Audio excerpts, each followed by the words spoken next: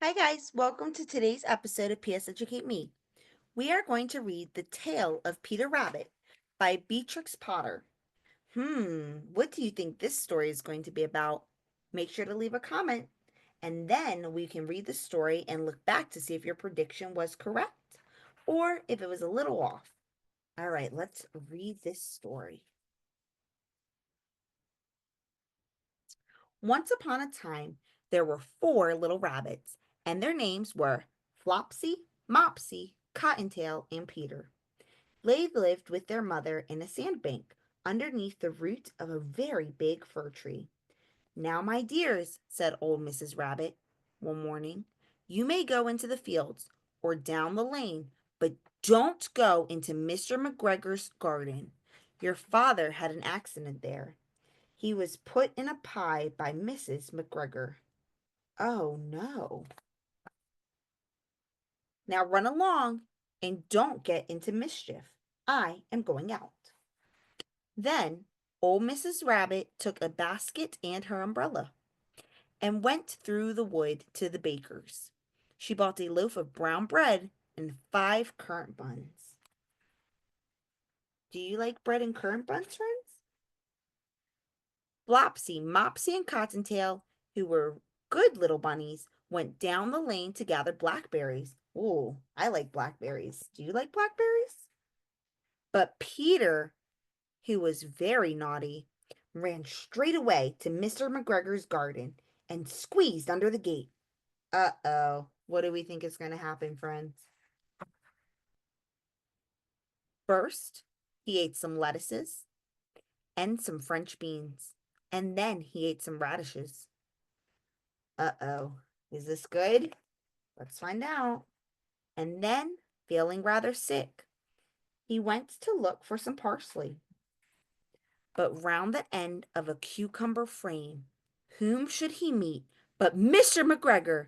Mr. McGregor was on his hands and knees planting out young cabbages, but he jumped up and ran after Peter, waving a rake and calling out, Stop, thief! Oh no, what's going to happen, friends? Peter was most dreadfully frightened. He rushed all over the garden, for he had forgotten the way back to the gate. He lost one of his shoes among the cabbages and the other shoe amongst the potatoes.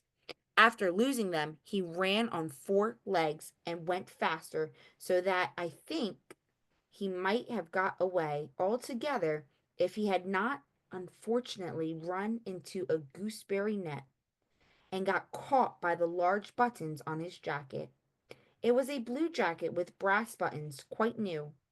Peter gave himself up for lost and shed big tears, but his sobs were overheard by some friendly sparrows, who flew to him in great excitement and implored him to exert himself. Oh, what's going to happen? Let's find out. Mr. McGregor came up with a sieve, which he intended to pop upon the top of Peter, but Peter wiggled out just in time, leaving his jacket behind him, and rushed into the tool shed and jumped into a can. It would have been a beautiful thing to hide in if it had not had so much water in it. What do you think Peter's going to do now? Mr. McGregor was quite sure that Peter was somewhere in the tool shed, perhaps hidden underneath a flower pot. He began to turn them over carefully, looking under each. Presently, Peter sneezed. Kershoo! Mr. McGregor was after him in no time and tried to put his foot upon Peter, who jumped out of a window, upsetting 3 plants. The window was too small for Mr. McGregor, and he was tired of running after Peter. He went back to his work.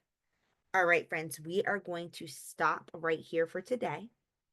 But before we go, in the comments, I'd like you to leave what have we learned so far about Peter the rabbit? And then what have you learned so far about Mr. McGregor? I can't wait to read the comments. Make sure you join us tomorrow to finish this episode of The Tale of Peter Rabbit. See you soon. Bye, friends.